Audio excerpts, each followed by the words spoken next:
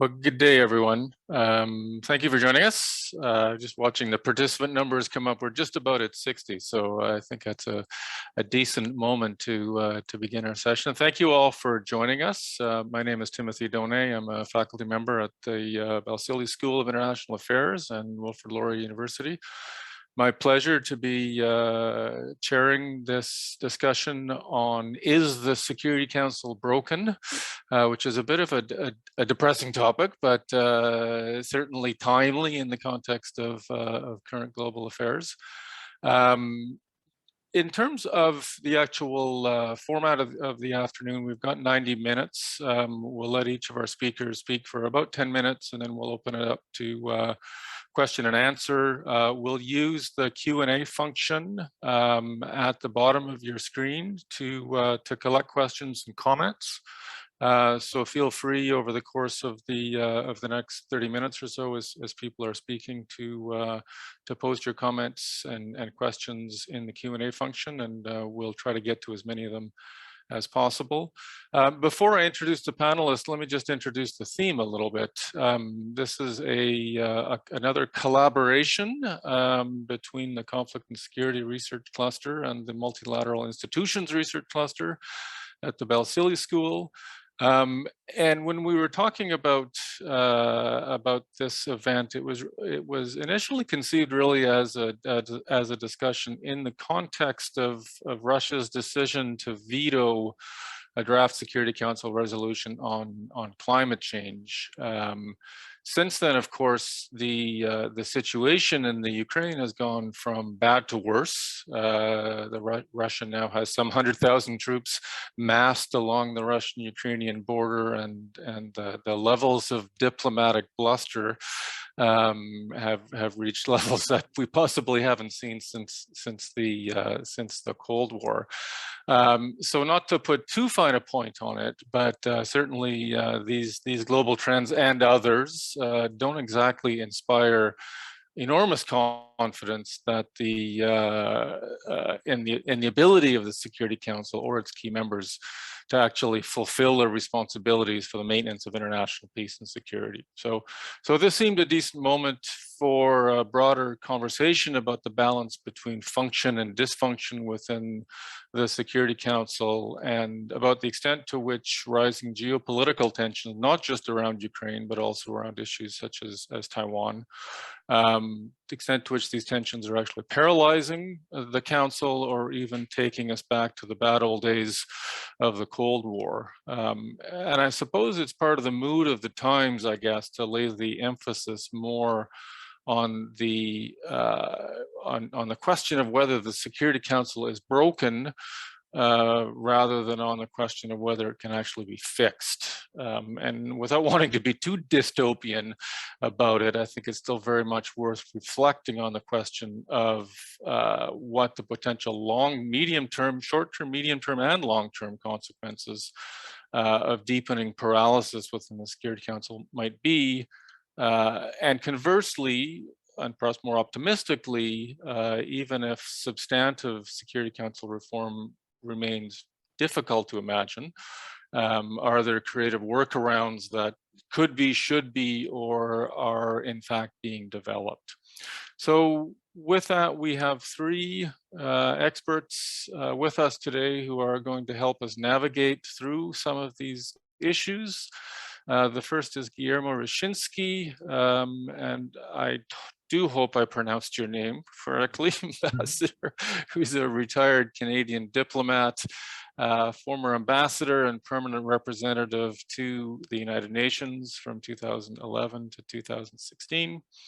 Next is Caroline Dunton, who was a PhD candidate at the University of Ottawa, and a former Léger Cadieux Fellow at Global Affairs Canada, which is one of these prestigious 1 year, I believe, postings for senior graduate students. Caroline's research focuses on Canadian foreign policy more generally, but also more specifically on the campaigns of Canada and others, presumably for non-permanent seats on the Security Council. And last but certainly not least, someone who will be familiar to many of you on this call, Alistair Edgar, colleague and faculty member at the Balsillie School, political scientist at Laurier, and former executive director of the Academic Council on the United Nations system for about 30 or 40 years, I believe. Alistair, you were in that position. So thank you to all three of you for joining us, for sharing your thoughts on this, this important question today. Without further ado, Guillermo, I would pass the floor to you and ask everybody to give about perhaps 10 minutes or so of opening comments on this question. Well, thank you very much, Tim, and pleasure to be here with you today and to join Alistair again after a long hiatus, and to meet Caroline for the first time on this this panel, which I think is very timely as the Security Council takes up Ukraine today in New York. I think whether the Security Council is broken or not, I will subsequently get into. But for me, the entire notion of what's happened with the Security Council over the course of the last almost 80 years is really, for me, an example of how unintended consequences of something that was put forward in 1945 and now take us to a moment in time and in history where it is very difficult to work our way back and change the original undertaking. When the UN Charter was written, the 5 victorious powers at the end of World War II all seemed to be reasonably on the same page, and the notion of having a Security Council with 5 permanent members and 10 elected members and the veto power ascribed to the 5 permanent members seemed like it could work. And I think the practice over the course of the last almost 80 years is that while it has worked at times, it has been found wanting on many occasions. It's interesting that as I understand it from talking to historians, and not a lot of people are left who were there in 1945 in San Francisco, there were very few voices that objected to the veto at the time of the UN's creation.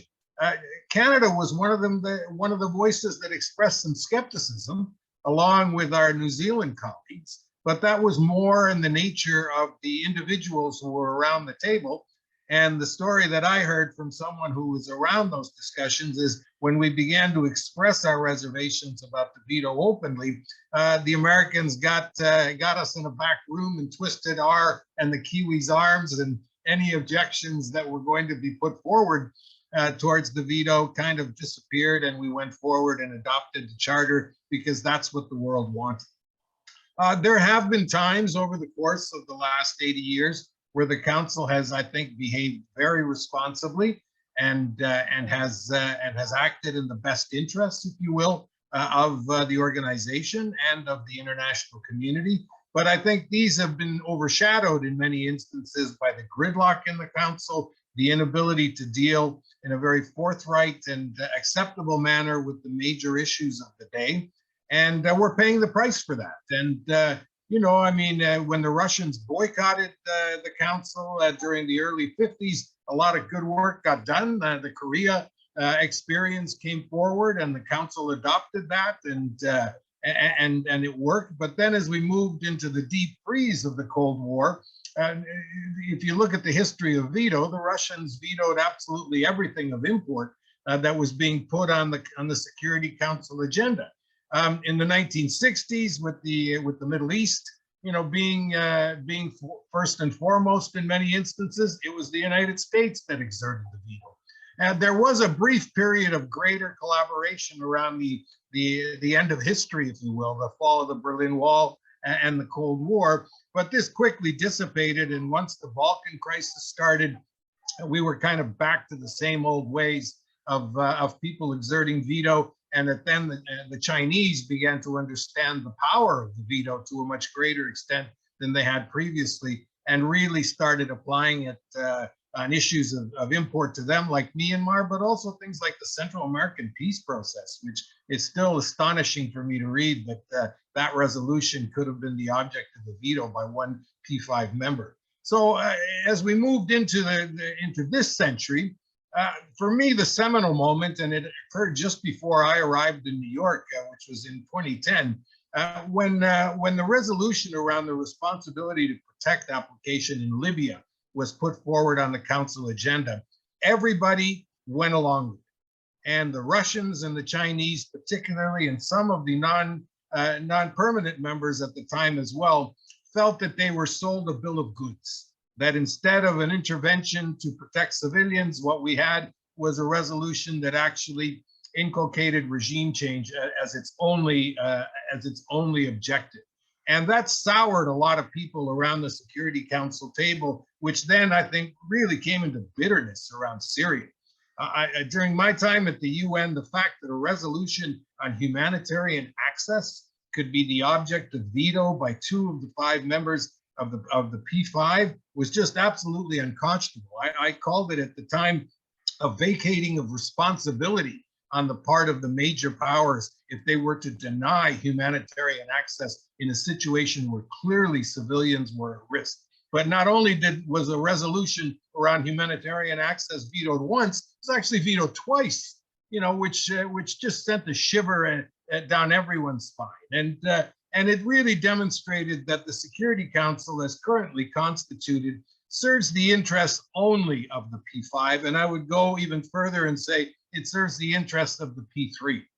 The Brits and the French really are marginal in this discussion. In fact, they have offered to give up the veto on various occasions. But interestingly, the other 3 powers haven't taken them up on that, which speaks for itself. I think at this point, the talk of Security Council reform is like yelling into a cave. The council will not reform itself. It's not in the interests of the 3 to do so. They like it just the way it is.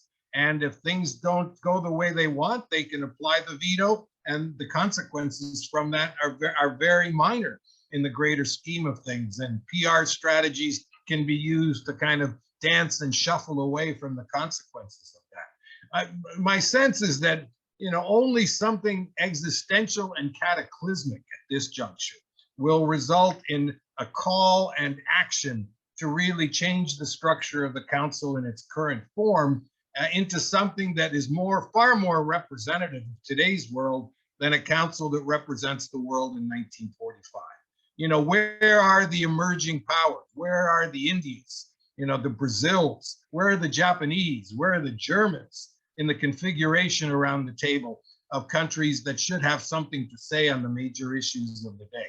I was part of a group during my time in New York, Uniting for Consensus, that put forward on a regular basis the notion that if we couldn't reform the council with permanent members, we should look at non-permanent members, perhaps with longer terms, 5-year terms. That seemed eminently reasonable to those of us in the Uniting for Consensus group, and to a lot of the members from smaller states especially, who saw an expansion of the council as something which would get them to the big table with much more frequency.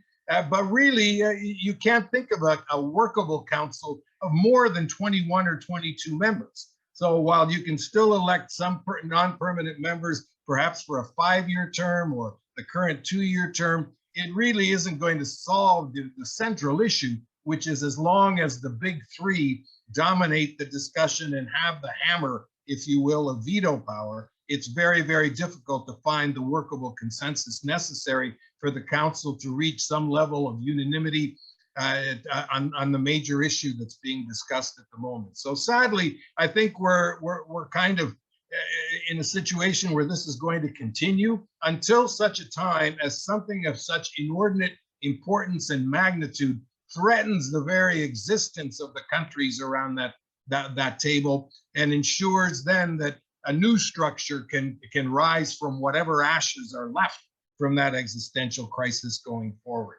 Will that be a crisis of atomic origin? Will that be a crisis of climactic origin? No one really knows, but I think it's going to take that kind of catharsis for a new council to emerge. And indeed, at that juncture, we may be talking about a very different kind of institution in terms of priorities and mandates going forward. The things that the council has done well in the past, the mandates for peacekeeping missions, this has changed now because we're looking really at a situation where there is less conflict between states and much more conflict within states. How does the UN insert itself into the situation in Ethiopia, which is de facto a civil war? But increasingly, conflict now is within countries, and there, a country and its erstwhile allies can put up all sorts of blockages to the council being able to take this up accordingly. So I wish I could be an optimist. I was sobered the other day when listening to Bob Ray talking to a group of ambassadors, retired ambassadors from around the country about his work at the UN. He says he spends far more time working on things like the democracy group. Security Council reform just isn't out there as a priority for people. And until it is for the overall membership, and until it is for the P3, I think sadly we are going to be burdened with this ball and chain that is going to make collective action to solve the most compelling problems at the moment, like the Ukraine and others, very, very difficult. Thank you, Guillermo. Sobering, I think an important message to hear. We'll leave the sunny optimism to Alistair as he bats cleanup. Caroline, over to you. Wonderful. Thank you very much for having me. It's very nice to be here. And I'm really glad that Ambassador Roshinsky began with a historical perspective. I share that one as well and appreciate many of the examples because they're also ones that I think of as well.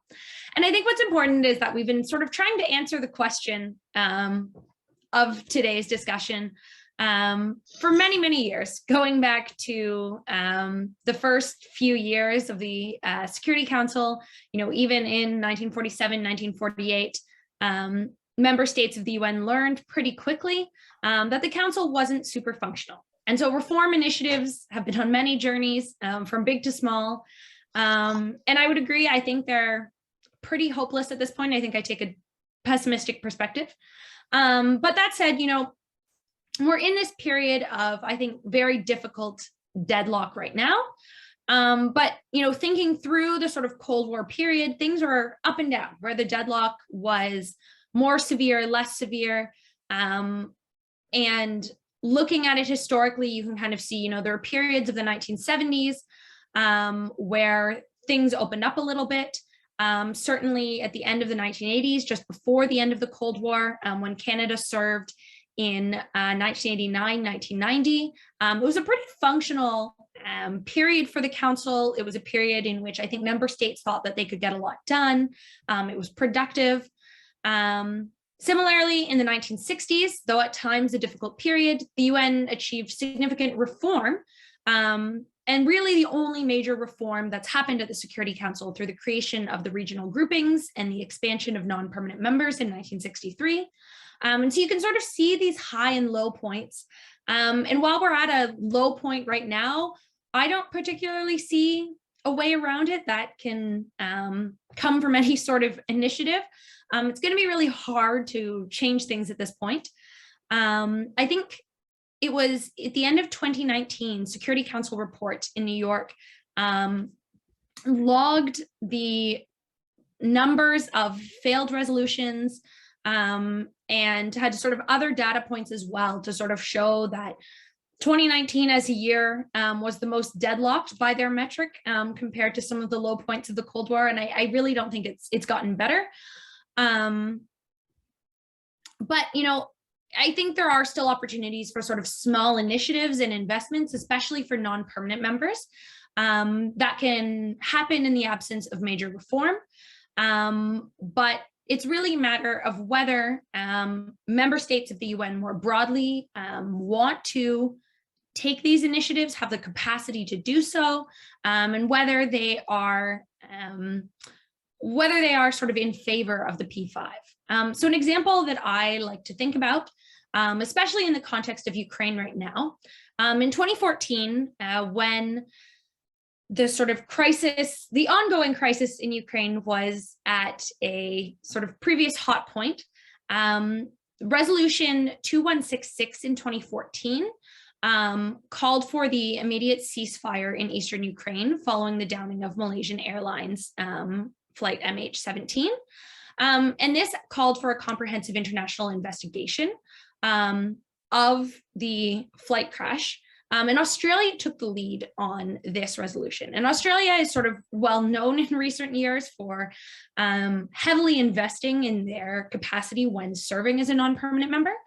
And through its sort of constructive relationships with other elected members and its P5 allies, it was actually able to get the resolution passed, convince the P5 members not to use their vetoes at a point that was really difficult. And I think a sort of crisis point that looks like what we're seeing now.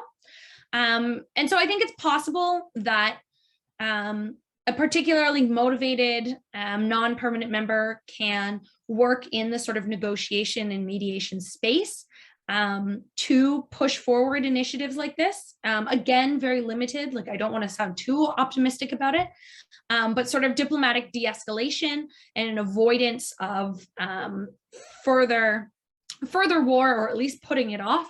Those are goals that can be set in the council context.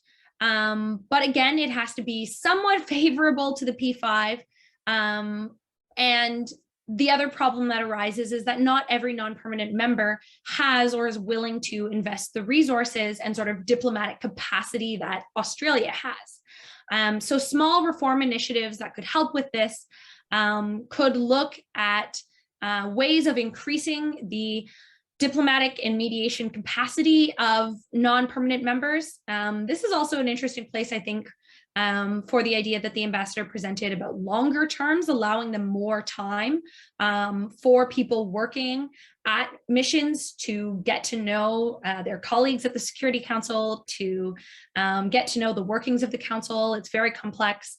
But also, you know, in general, increasing the capacity of elected members to serve and, you know, get the output that countries like Australia can see. And maybe there's ways to scale that up for especially countries from the global south, giving them more of a voice. But these are the sort of, you know, small goals that can be set, small initiatives that might still be palatable. But these are the sort of things that I think about in sort of historical perspective when we see a bad situation and say, you know, what can we do? Are there voices that we can sort of invest money and human resource into help them try and work through some of these problems? So I'll leave it there for now, and happy to talk about other things and questions as well. Great, thank you, Caroline. Alistair, over to you. Thanks, Tim. And thanks to everybody. I see we've got a lot of attendees, but thanks to Guillermo, as you mentioned, Guillermo, we've met before in Waterloo, and you have family connections Waterloo. It's great to have you on board with us. And Caroline, first time I've had a chance to meet you, and great to have a chance to be on the panel with you. And I promised Tim I would bat cleanup, and Tim said I can be a Pollyanna for a little bit, so I'll do some of the positives, if you will, but I'll add on a few of my concerns about the operations of the Security Council at the end of it. So let me give you if you will, the positives on this. And sometimes it's easy to overlook these with the reasonable and understandable focus of discussion on the problems of the Security Council. So on the positives, some numbers. I know, Caroline, you mentioned some from Security Council report, but some numbers on what the Security Council actually did in the past year.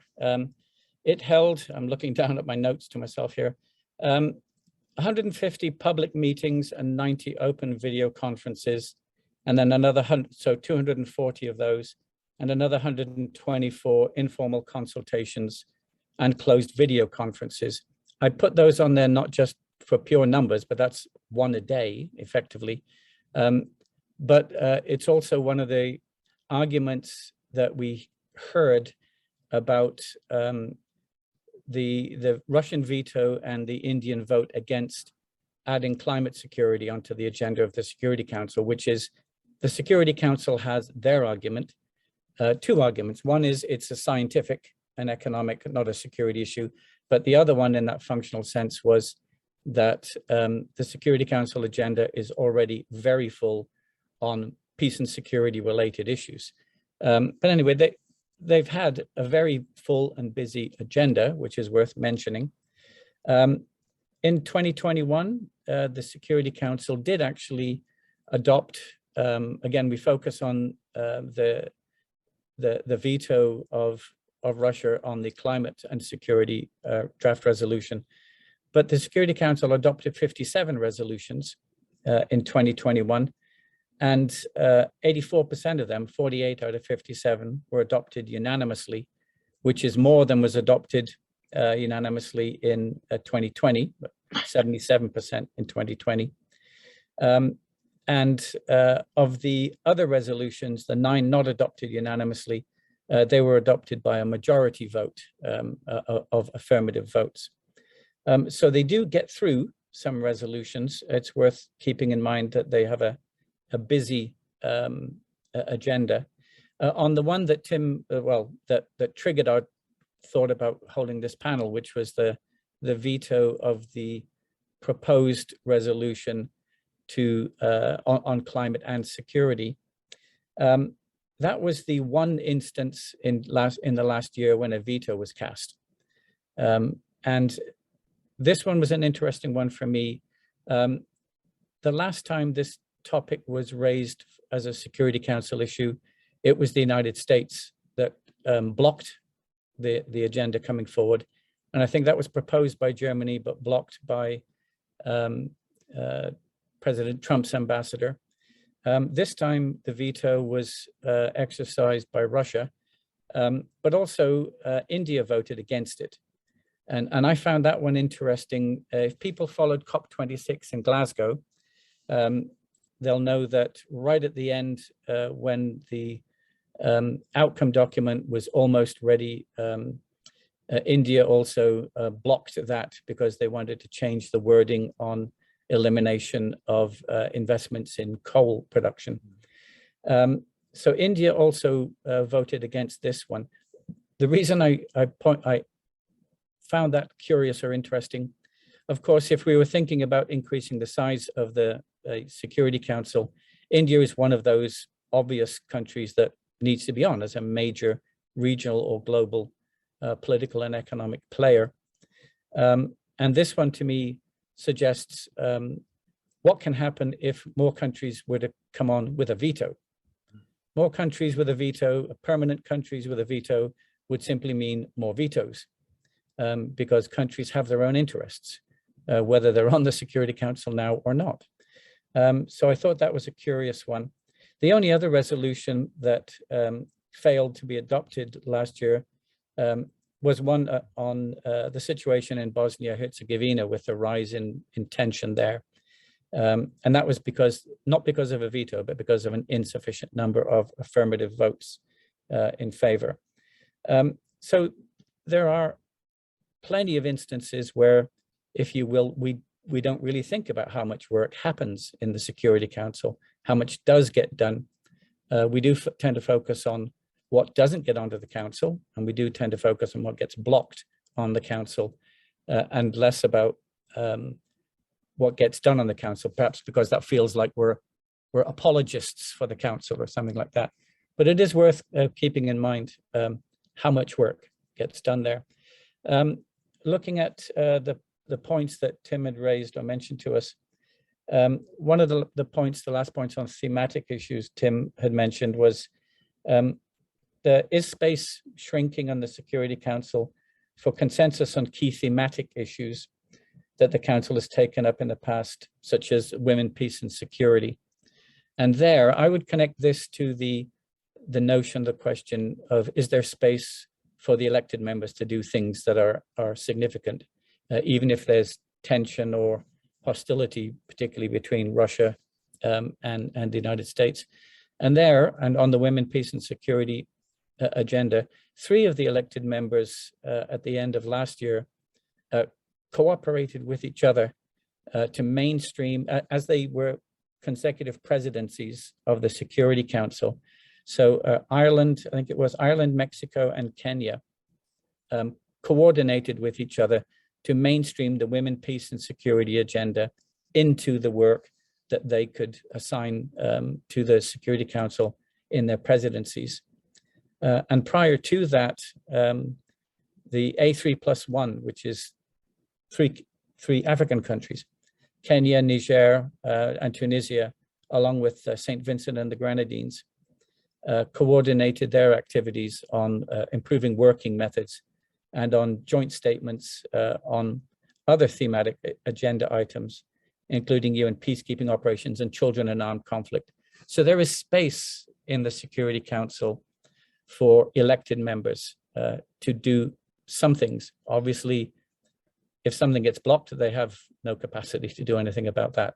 But there is still some wiggle room in the Security Council for them.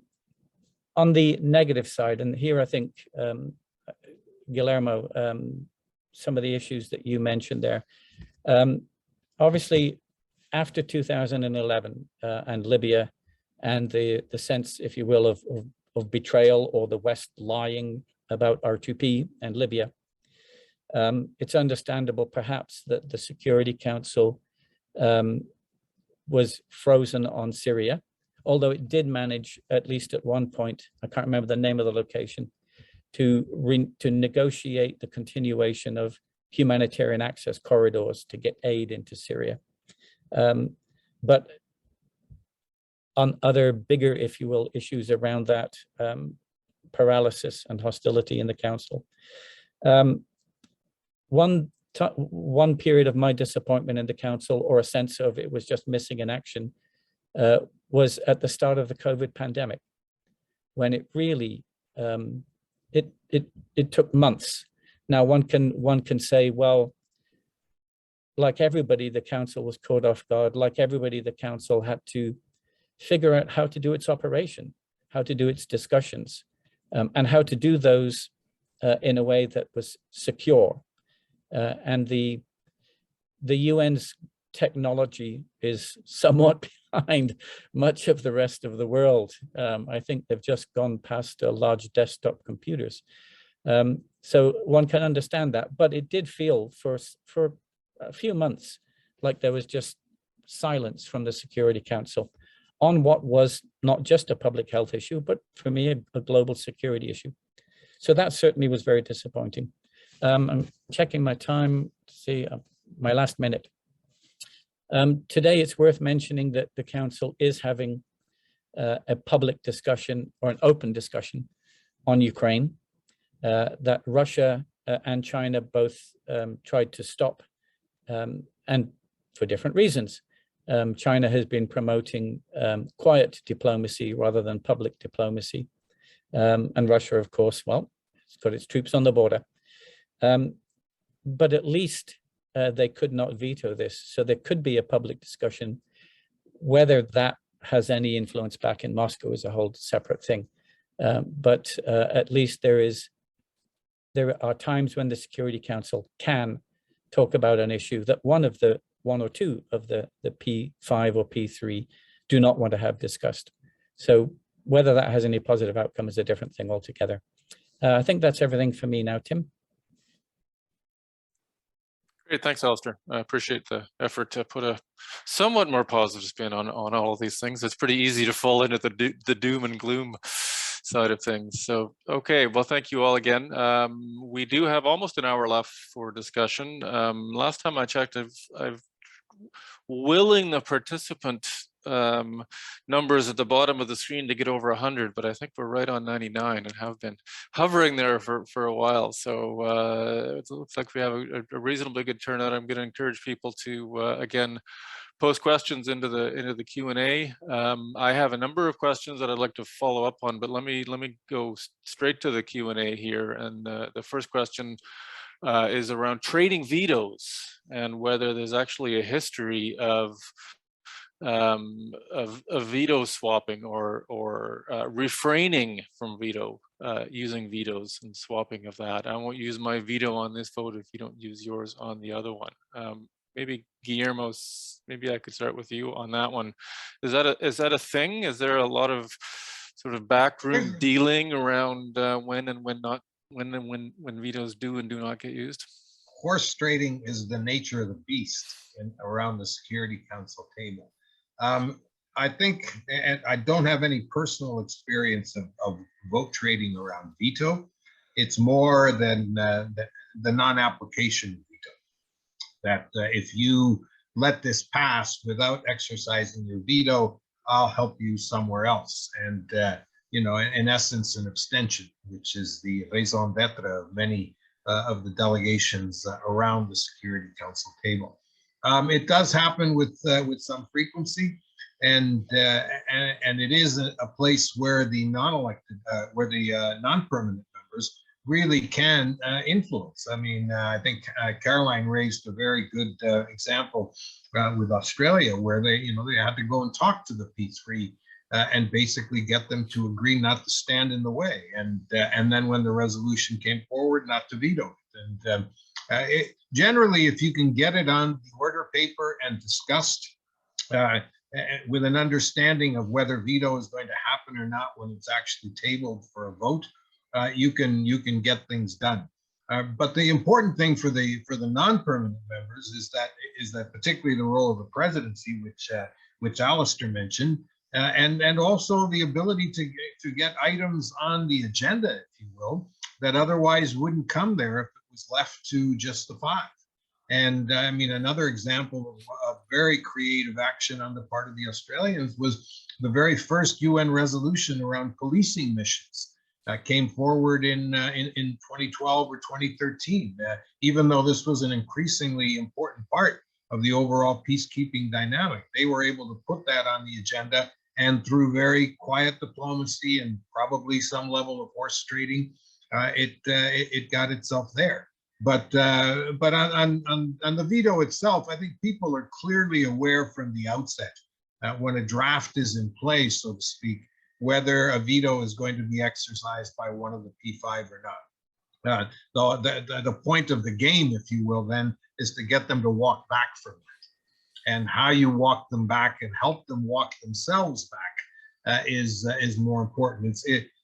The dynamic in New York amongst the permanent representatives is such that, you know, even though your countries and your capitals may be at loggerheads, you're able to talk very openly, not only in the corridors, but privately in people's homes and residences, you know, where you can begin to kind of move and shift the tectonic nature of those plates. And that's the effective work of diplomacy, you know, by those who serve in New York. I mean, trying to create the conditions where positive horse trading can get you to a point where a resolution can be adopted, and in many instances are adopted. Now, you know, the other issue, as I listened to Alistair talk about statistics, is that clearly there are a lot of items on the Security Council agenda that are recurring items that have been on the Security Council agenda for 20 years. The inability of the organization writ large to rid itself, to be very blunt, of mandates that have outlived its usefulness. I mean, you know, goodness sake, I mean, there's resolutions on Cyprus that are still coming up to the Security Council for approval. This is, again, part of working methods and something that I think could use some streamlining. And then my special bête noire, if you will, about how the Security Council works is that, you know, when a resolution is brought forward and delegates around the table begin to speak, you know, first the president speaks, then all of the members of the Security Council speak, and then everybody else speaks. So by the time a country like Canada gets on the speaking list, you're lucky if you're in the first 20 to 25, very lucky. And by the time we speak, most of the ambassadors are gone. And I have spoken at the United Nations Security Council to tables that were populated by note takers. You know, that's there was no one there to engage with, if you will, in a fulsome discussion of what Canada was saying. And that's why election to the council still remains important. It's the agenda setting, the prioritization of having your voice heard. That's why it matters. Thanks, Guillermo. Caroline, Alistair, do you want to add anything on this veto question?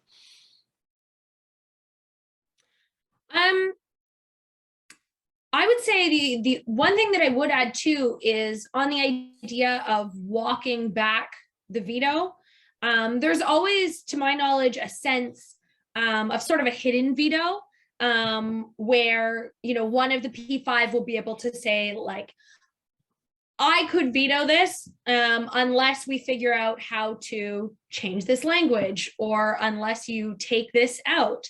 So I think, you know, there's a lot of times in which the veto might not be used explicitly, but certainly behind the scenes in the negotiation of the resolution, and all of the work that goes on by people working there beforehand, a sort of soft veto or hidden veto is used, where they say, you know, this, like, I will veto this. We need some more changes.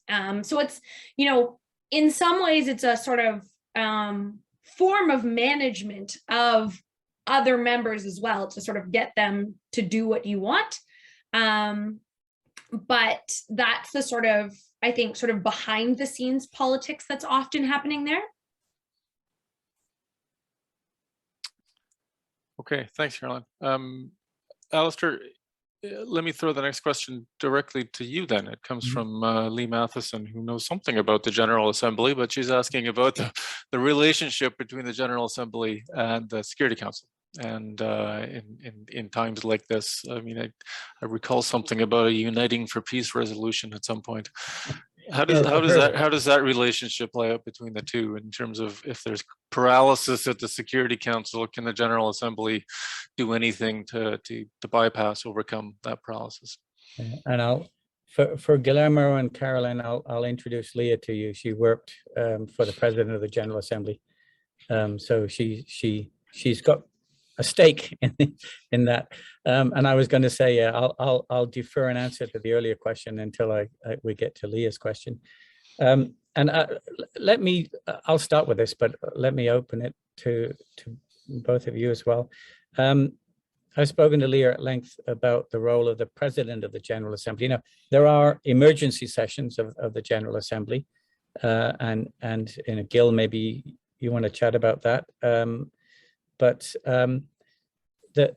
the President of the General Assembly, the PGA, at one point, actually back in 1945, was considered to be the most important, or a more important role and position than Secretary General, who was considered to be the chief administrator of the UN. That, of course, did not quite work out the way that they might have expected it to in 1945. But the President of the General Assembly is supposed to meet on a regular basis with the President of the Security Council. And again, there, that might be an opportunity for the representative of the General Assembly to talk to the Security Council and the Secretary General, for that matter, and try to do some of that backroom negotiation, some of that discussion. If there's an expectation that there's an important issue that the majority of the General Assembly support, that a Security Council member might have a soft veto, or might be considering a veto, that might also be a time and a place and a mechanism for discussions with the Security Council representatives about how to walk back, how the Security Council can better represent the interests of all of the members of the General Assembly. So at least in that mechanistic, or that behind the scenes diplomatic sense, I think a good President of the General Assembly, and generally speaking, these are very capable human beings who are elected to that role, a good President of the General Assembly can also help to engage with the Security Council and try to help them steer their own politics, if and when their politics are divided. I definitely take, just quickly, Gil's point, as you mentioned, about the recurring issues on the agenda of the Security Council. Most of the issues are not new on the Council. So they do a lot of work, but there might be good working methods, opportunities to get some of that time and resource usage done in a more effective way for new and important issues. Thanks, Alistair. Other thoughts on this? Caroline or Guillermo, did you want to jump in on this? Or? Just on the PGA, I mean, I think it very much depends on the office holder. and their willingness to engage and get into the dirty and rough and tumble. I saw PGAs during my time in New York who completely separated the work of the General Assembly from the Security Council. It was like two solar systems, and they had no interest in engaging. I saw others who regularly appeared before the council and tried to use the weight of their office. And the fact that it's that it changes as frequently as it does also doesn't make it easier. You know, PGA is there for a specific period for a session, and then they're replaced by somebody else from another geographic group, and it's usually been the object of a lot of horse trading within a group to find somebody who is quote unquote acceptable to the greatest of number. So structurally, there really isn't a channel for a PGA to be able to really exert influence and weight, if you will, in terms of speaking for the membership.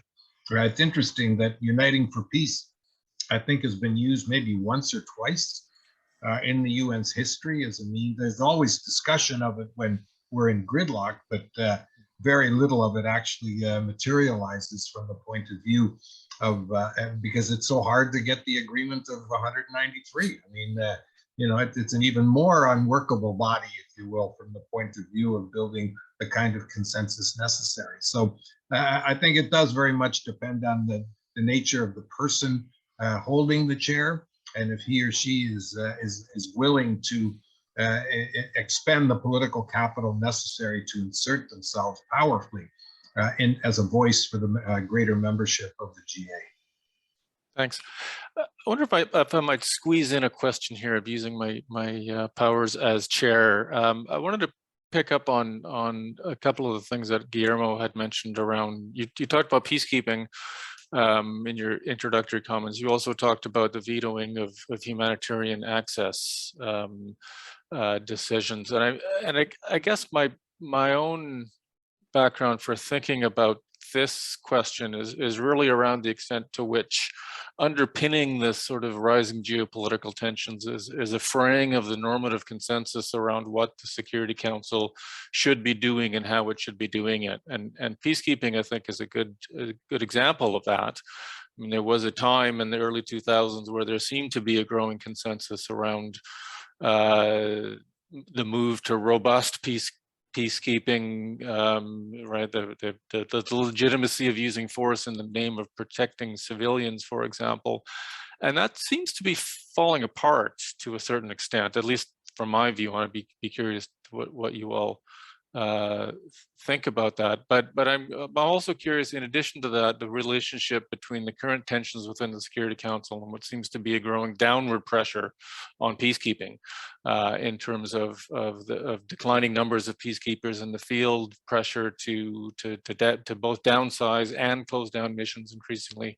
We seem to be kind of on a downward trajectory in terms of peacekeeping. So I'm wondering if you might all reflect on the relationship between politics of the Security Council and what we're seeing in the field in terms of trends in peacekeeping, which is obviously the sort of primary instrument, or certainly the most well-known instrument of the Security Council in terms of actually operationalizing its decisions. My experience is that there is a robust discussion in private at the UN on peacekeeping, and the notion of whether peacekeeping to an extent needs to become peacemaking. And that's the proactive exercise, if you will, of the world attempting to impose a peaceful solution on warring parties. As more and more of the conflicts in the world involve non-state actors, this is why in the early 2000s, this really took on a much greater role. I think a lot of it forged from the experience of West Africa around Sierra Leone and Liberia, you know, where really you were dealing with Rough and a number of other non-state actors, and then the Lord's Army and all the other groups in Congo, which is, I think, the longest UN peacekeeping initiative in history. The issue with this is that the nature of where the forces for peacekeeping come from, by and large, because of cost, are from countries that have very little interest in putting their people at risk, either due to domestic political situations or indeed the training of the forces that they send.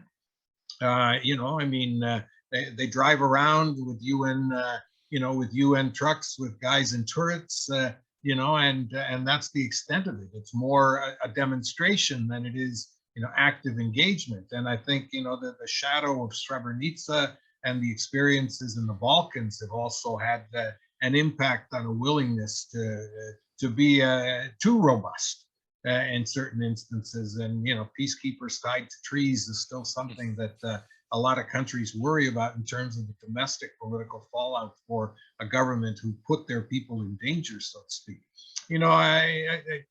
Going back to the early 90s, Canada had put forward a proposition to the UN through our military advisors for a permanent force of United Nations peacekeepers, housed somewhere on the planet, a force of up to 20,000 drawn from, the best and the brightest, as it were. And that got very, very little take up. And I think at the end of the day today, I think the mitigating factor to effective peacekeeping is that the reimbursement of cost per peacekeeper really does not allow countries like Canada to look at this as a viable proposition, because the expenditure from national treasury to keep a soldier in the field, it just far outstrips what's on offer from the United Nations by way of recompense.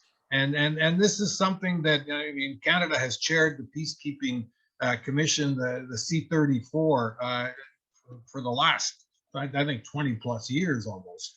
And this is always the cusp of the challenge. Can you create a situation where you can get the best by way of muscular peacekeeping capability for the amount of money that the UN can invest in it? And the UN, can only invest what it gets from its members. And, the recalcitrant nature of contributions from so many of the even larger members of the United Nations is a fact of life. People don't pay their bills. Not everybody pays like Canada. I would think that today, the 31st of January, we've paid our commitment to the UN in full for the year. Not very many countries do that.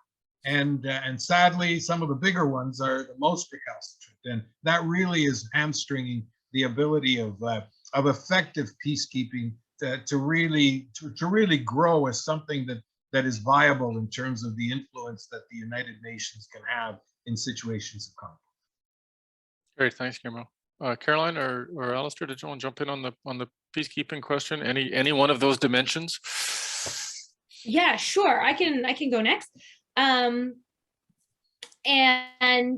I'm currently with some co-authors working on a manuscript on this question. So this is very top of mind, and I owe credit to my co-authors who are thinking through this with me. But I think we're seeing both, diminished support from Western countries, and part of that is cost related, as Ambassador Ryshinsky pointed out. Some of that is the sort of deadlock over political issues. And then we're seeing also increased contestation from non-Western actors who have a sort of series of very legitimate objections to peacekeeping as a practice, its uses and misuses. And so those sort of create a variety of trends. And as was inherent in the question, we're seeing a large scaling down in terms of number of missions, but then also the actual scale of missions, what's been referred to as lowest common denominator peacekeeping. So sort of what's the bare minimum financially and personnel wise and tactic wise that we can get away with, as well as number of missions being scaled down. And then I think we're also seeing a collapsing of different categories of all sorts of peace operations and bureaucratic reforms and structures under the peacekeeping umbrella. So whether it's, the peacemaking, peace enforcement, stabilization, there's also a significant amount of collaboration with other sorts of, military operations, counterterrorism efforts, all sorts of different mandates that are sort of getting lumped together. And it's becoming harder and harder to necessarily figure out, what is peacekeeping? How do we observe and make sense of these trends? to be able to tease out, what are the causes and effects of problems that we're seeing? How do we even evaluate the place here? Within the Security Council itself, there is, again, sort of increased disagreement amongst members, especially the P5, on how, where, and when we use peacekeeping. And then, from all of these, we're seeing different interpretations and operationalization of the sort of guiding principles of peacekeeping. So peacekeeping, in its origins, is supposed to have consent of the parties, impartiality, and a non-use of force, except in self-defense and defense of the mandate. But these are really blurry now, and there's actually a lot more sort of contestation and disagreement about what those principles mean. And so that's making it very difficult as well in terms of sort of implementation, and also in the sort of deciding questions of, should there be peacekeeping here? Should there not? So there's these sort of 4 shifts going on.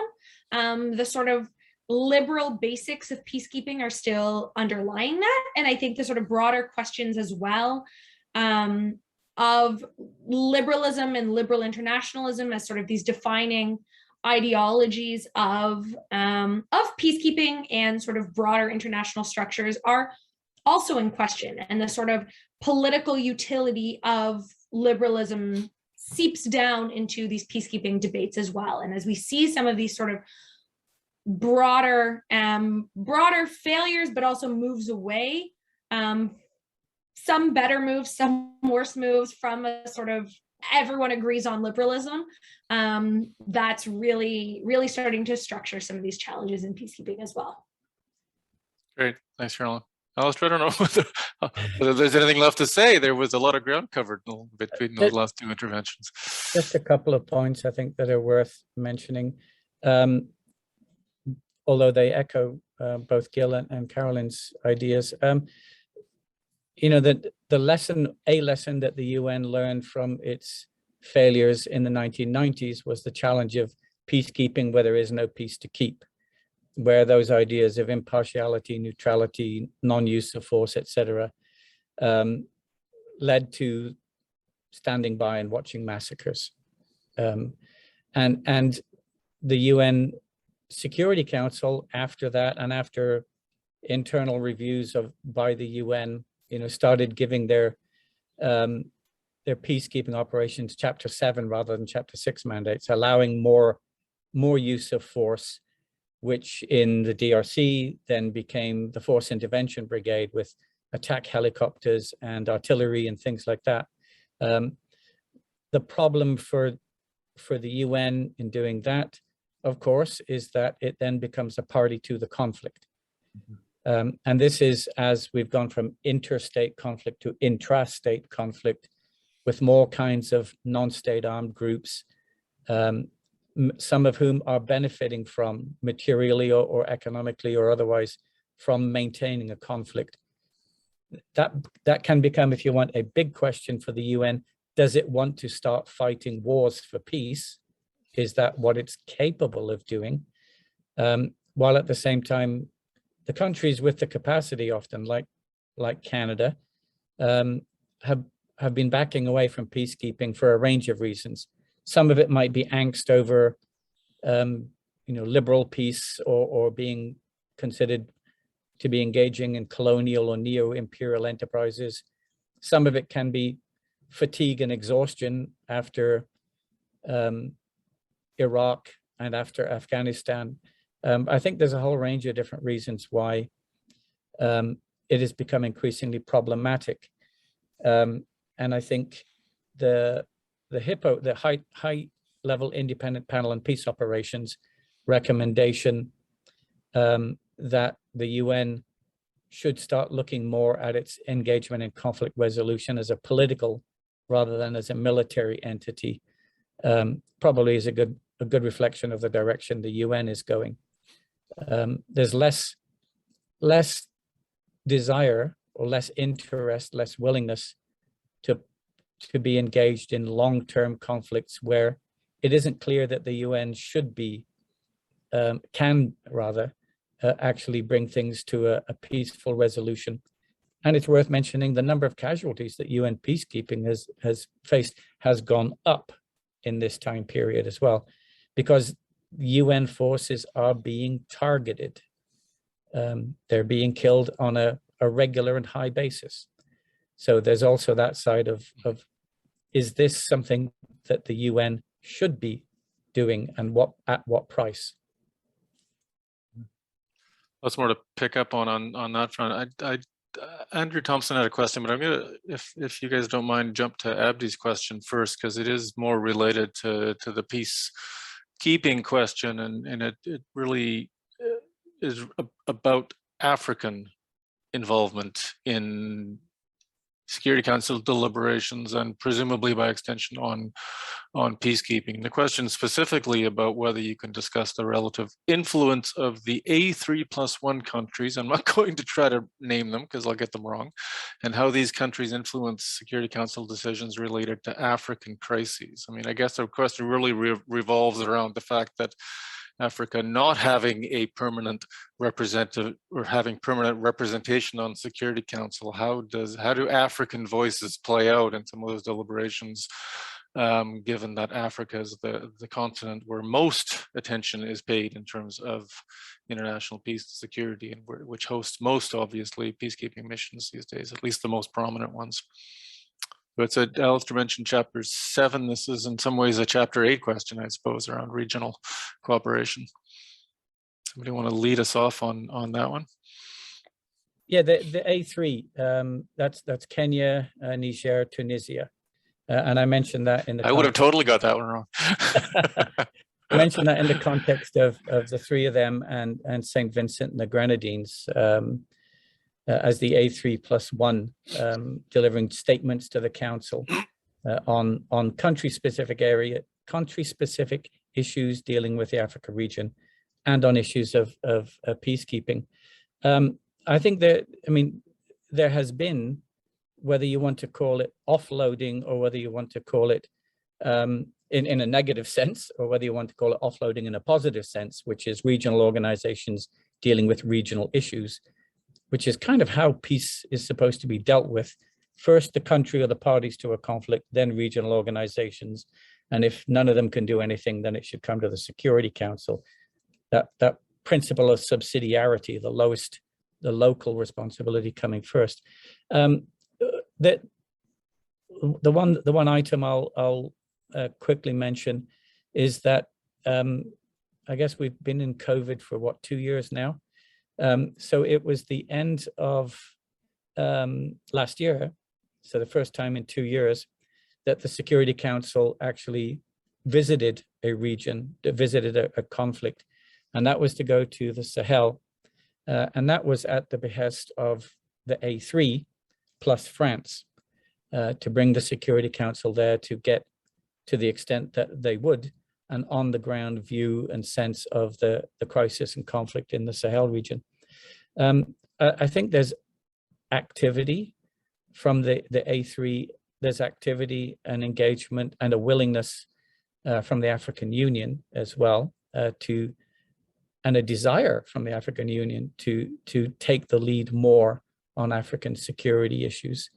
The challenge at times is capacity, material capacity, transportation, logistics, that sort of thing. But I think there's certainly, we see signs of the A3+1 and the African Union being more willing and more able to take a lead on at least drawing attention in the Security Council to peacekeeping, to children in armed conflict, and to other related issues on the African continent. Guillermo, did you want to pick up on anything of that? No, I just wanted to underline, I concur fully with what Alistair said, although I see it perhaps more in terms of offloading from a negative standpoint. I think it's easier, particularly for the P5, to say that this is an issue that the African Union should deal with, or, and it's all, I mean, people shroud themselves in the flag of local ownership and all the good language, but it is fundamentally an issue of capacity. Much as the AU may want to play a more fulsome role, the means to do it are less than salutary. I mean, that's just sadly the way it is. I mean, the ability, of African states to bring the resources to bear necessary on their own is limited.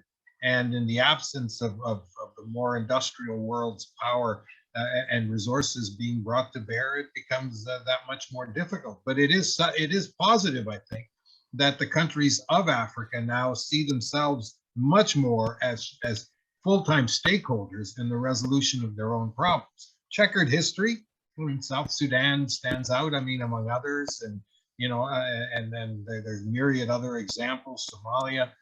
But I think this is a trend that will continue to grow over time, and hopefully it can be buttressed by the kinds of resource levels required to be able to really make impact on these issues in a way where we can say with some honesty that local solutions to local problems remains fundamental to the way the issues of peace and security are going to be dealt with around the world.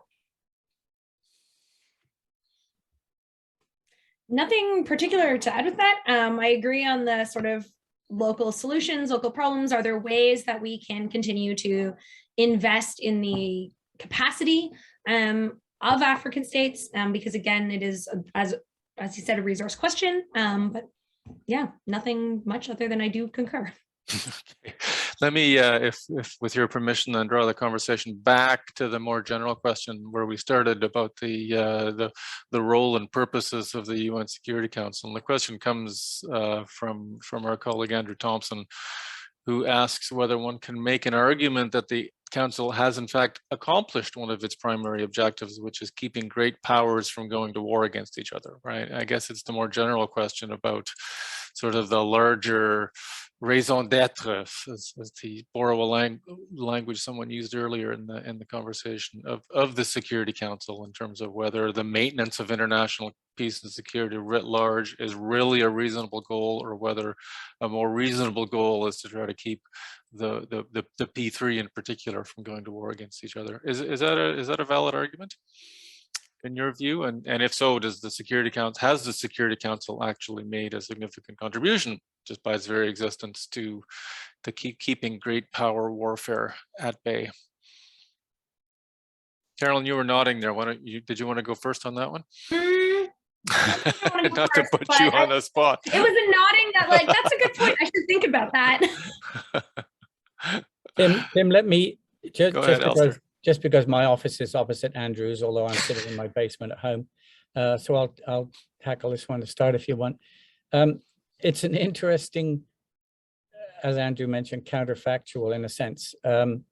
It's hard to prove that they were going to go to war with each other, and therefore that the Security Council stopped it.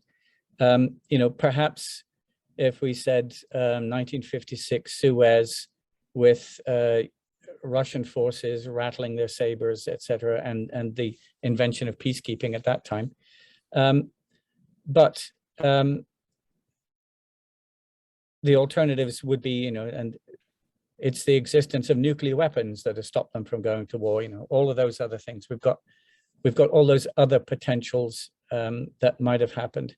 I actually think, in a sense, which may not have been intended in 1945, one thing that the veto power given to the P5 or to the Security Council permanent members, China has changed since then, of course, but the veto power, what it disabused countries of at that time was the notion that they could look to the UN to stop great power war, because in some senses that was a problem, as well as America's not engaging in the League of Nations.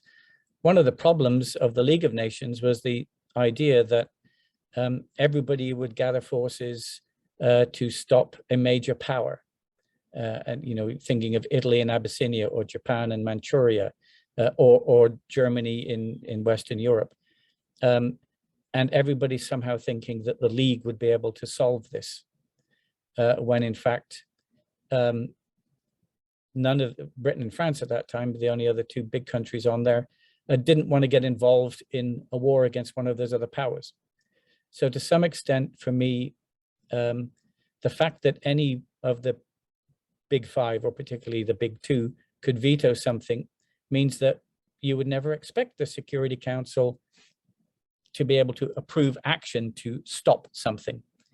You know, if Russia were to invade Ukraine, the Security Council is not about to be able to pass a resolution that collective security should come into play and the world should engage in war in Ukraine against Russia. So don't expect the council to do that. That's a different argument from, can the discussions between the representatives in the Security Council play a role, and can they find ways? Because as Gil mentioned, even when their capitals and their countries are opposed, the perm reps in New York know each other pretty well, and they can be professional, and they can speak quietly behind closed doors, and they can help to channel negotiations. So in that way, yeah, maybe the Security Council can do things, can highlight issues, can give a venue. But if a major country wants to go to war against another major country, the Security Council isn't going to stop it.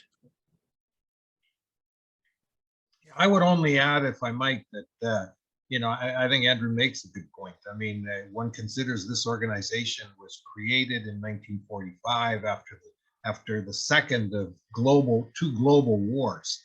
We have avoided global war, not unreasonably, in my judgment, over the course of the last 80 years. We have not eliminated conflict.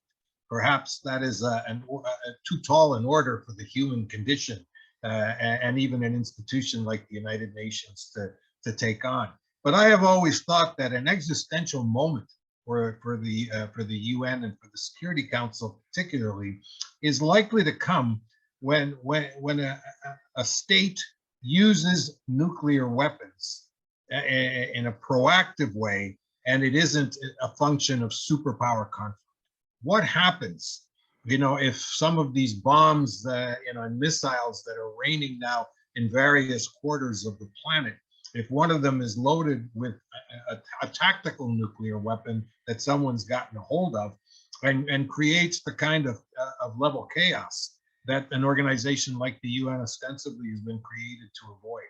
That will be a moment where either the UN steps up to the plate, or it will, in my judgment, probably dissipate its credibility to a point of perhaps becoming like the League of Nations did when it was unable to deal with the crises of the 1930s. And sadly, I think that moment is fast approaching.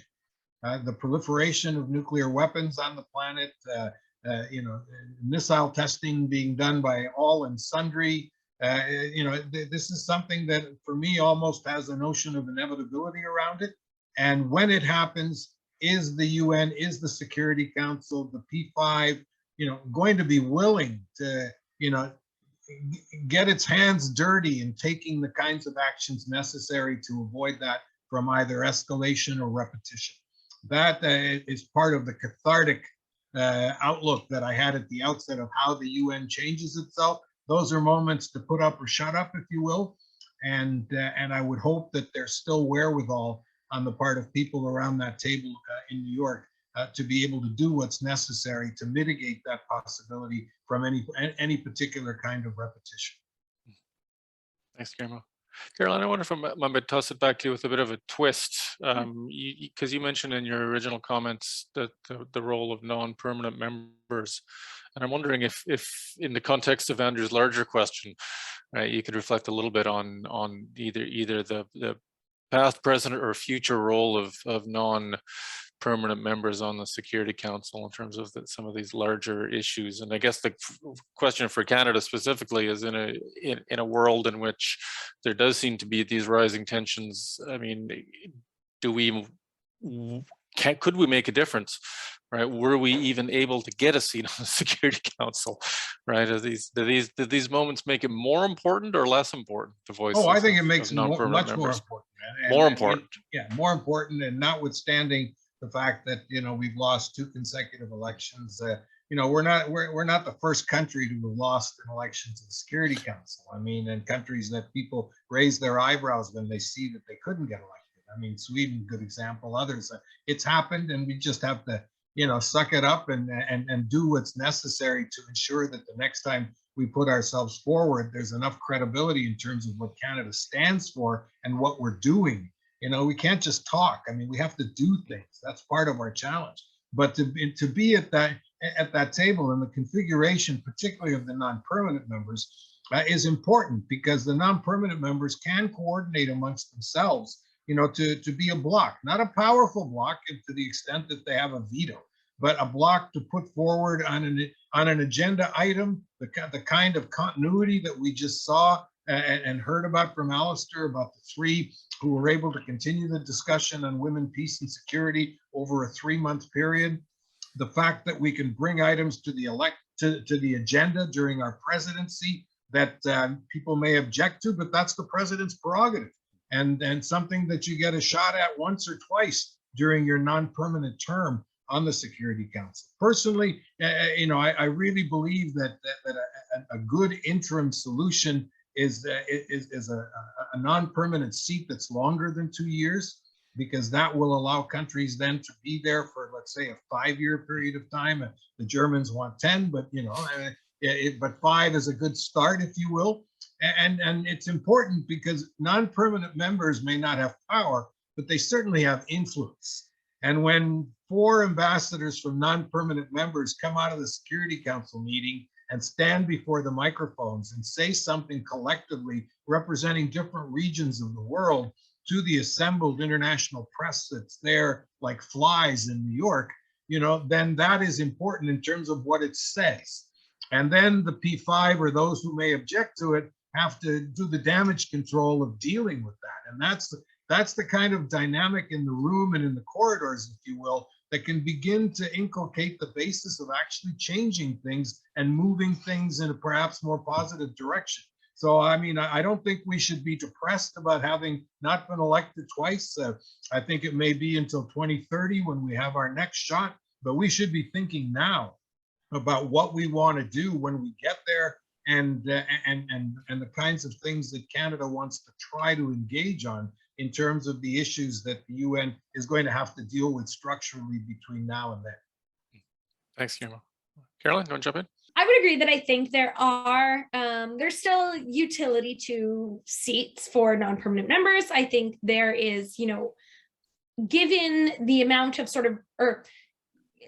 given political will and diplomatic resources, countries can still achieve things, set small goals, set the bar at an achievable level, but there's still value to be had in a non-permanent seat.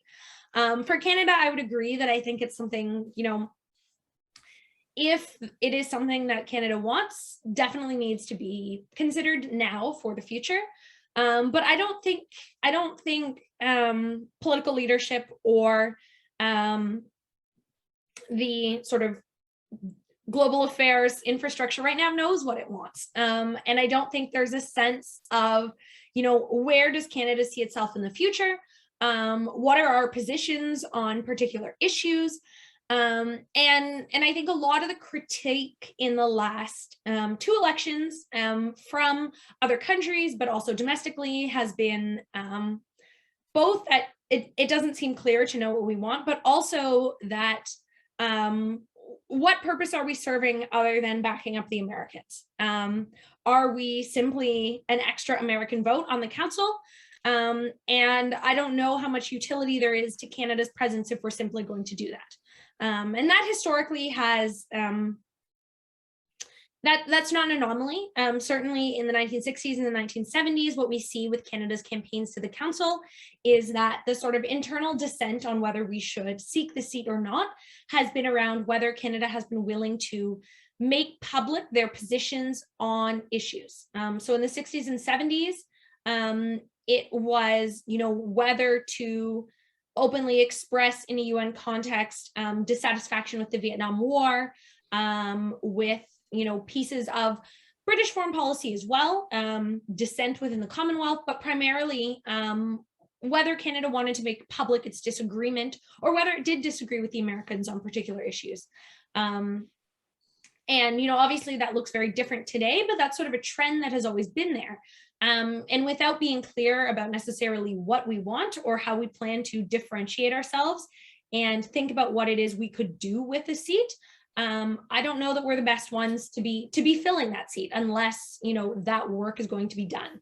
And I think we've also made a very interesting move in this country to make a Security Council seat a partisan issue, which is historically not the case in Canada, and also not the case amongst, you know, most of our WEOG competitors. It's not a partisan issue.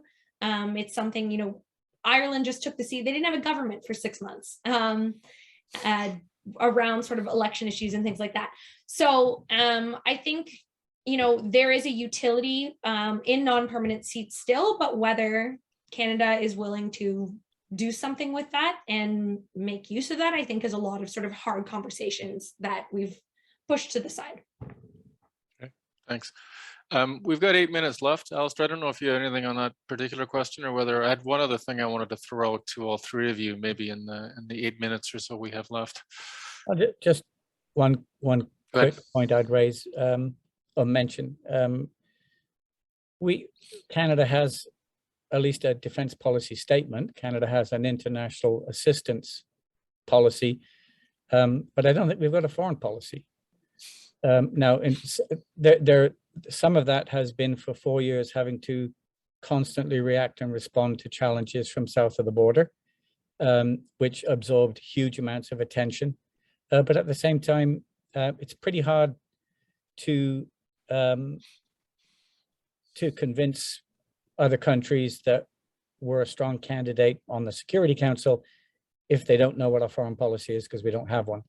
And I do think that's something that has been absent, for at least for the last several years, disappointingly so. Thanks. So just, sorry, Guillermo, did you want to, I think you're muted as well. We now have started, Caroline started that. That the last thing we need in this context of what Alistair just raised is another white paper. I'm currently writing about all of the white papers in the 70s, and there's too many of them. That's Why? fine. Why did we do that? But let me just, by way of conclusion, just bring us back to the question, perhaps, of the future of the Security Council. And I wanted to ask you all about China, actually, because, I mean, with all of the focus on Ukraine, we've been talking a lot about Russia, obviously, not so much about China. And I've been thinking about this because I've been reading Rosemary Foote's book over the last few months about China and the United Nations and protecting civilians. And at the risk of gross oversimplification, her argument essentially is that China has taken a long time to figure out what to do with its permanent seat on the Security Council. It has now figured it out. It has now invested a great deal in terms of its diplomatic core, and it is being much more either aggressive or assertive, let's say assertive, in terms of its role on the Security Council. We see that in part in terms of the number of vetoes it's cast over the Syria issue over the past decade. I wanted you to reflect a little bit on the future of the P5 and specifically the role of China in the P5 in terms of whether this increased assertiveness on the part of China will actually translate over the coming years, decades, into an obstructivist political agenda where China, we see this in human rights and other issues, where a lot of China becomes an obstructionist power on the Security Council and actually limits a lot of the things that the Security Council can and cannot do. Just to get a sense of your reading of that narrative and whether you think that's something that as a longer term trend is something that actually is going to very much shape the politics of the Security Council going forward. I know we don't have a lot of time left, and I took up a lot of it posing the question, but back to you guys on that one. Guillermo, can I ask you to? Yeah, you know, I would argue, I mean, I haven't read Rosemary's book, but I concur fully that with what you just outlined, if that's our central thesis. I think the Chinese only recently, in the last 15 to 20 years, discovered multilateralism as something that they could harness as a tool to serve what is ultimately at the core of everything China does, which is to serve its own interest. And when you see the financial contributions that China is making to the UN system now, you know, a lot of this is to kind of feather its own nest, if you will. But by and large, the Chinese in the Security Council, you know, have used their influence and their veto power to block things that they saw as deleterious to something more narrow, if you will, from their own either internal perspective or their regionally, or something that could come back, if to use a more colloquial expression, that could come back and bite them. Okay, we have not yet seen a China that is trying to bring a proactive agenda to the table to try to find buy-in from the rest of the world on, or indeed in some quarters in China to perhaps try to impose on the rest of the world. Woe betide us if and when that does begin to happen, because then we will need to circle wagons, I think, in a much more fulsome sense than we do now, to try to meet that head on. And then perhaps you know, the veto power being spread around 5 may turn out to be something that is more positive. But as of yet, you know, I mean, the two most recalcitrant members of the P5, if you will, Russia and China, are in my view, based on experience during my time there and otherwise, reactive by and large. They are not actively out there trying to push the way the US does on certain issues, or indeed that's what the French and the British have been doing more and more of over the course of the last 20 years. But, you know, should the Russians or the Chinese specifically come forward with an agenda that tries to push forward a view or a series of actions to shape the nature of events more to their liking and their interest, then I think that will be another moment of sober second thinking by all of us with respect to the efficacy of the institution going forward. Alistair, you cleared your throat. I'm going to suggest that to take that as an indication that you want to jump in. Could just be that I need more coffee. Yeah, I guess a couple of points that the audience may also be aware of course. You know, China relatively recently, I think it was 2016, I could be wrong on the year, announced that it would create a 7,000 or 8,000 person standing force for UN peacekeeping. And I had the opportunity to be in the middle of a lot of those discussions between China, Japan, and South Korea as they were talking about that development. If you put that into the context of perhaps China seeing the utility of engaging in peacekeeping operations in locations in the global south where it might have extractive industry interests, then I can see some. China's not unique in thinking that way, by the way, but maybe it's coming around to seeing some of the utility of connecting peacekeeping engagement with Belt and Road initiatives or other expansion of its national interests. But you also have to balance that against what we've already spoken of, which is the stepping back from commitments to the UN by Western countries. China, I think now is also the second largest contributor to the UN's regular budget. And with that comes influence. And China is pushing and might reasonably expect to be put in charge of peacekeeping or to be put in charge of political affairs and to have more voice over how budgets get spent. And if that is eliminating human rights offices or parts of mandates dealing with human rights issues, then we shouldn't be surprised if that level of influence gets exercised. So for me, yeah, I don't see a grand scheme, but I certainly see avenues where China is learning, if you will, or more interested, more willing to help shape some of the characteristics of the United Nations, which is not the same as shaping the whole agenda of the United Nations. But with participation and contribution comes voice. Mm-hmm. Thanks. Carolyn, last word to you on this or anything.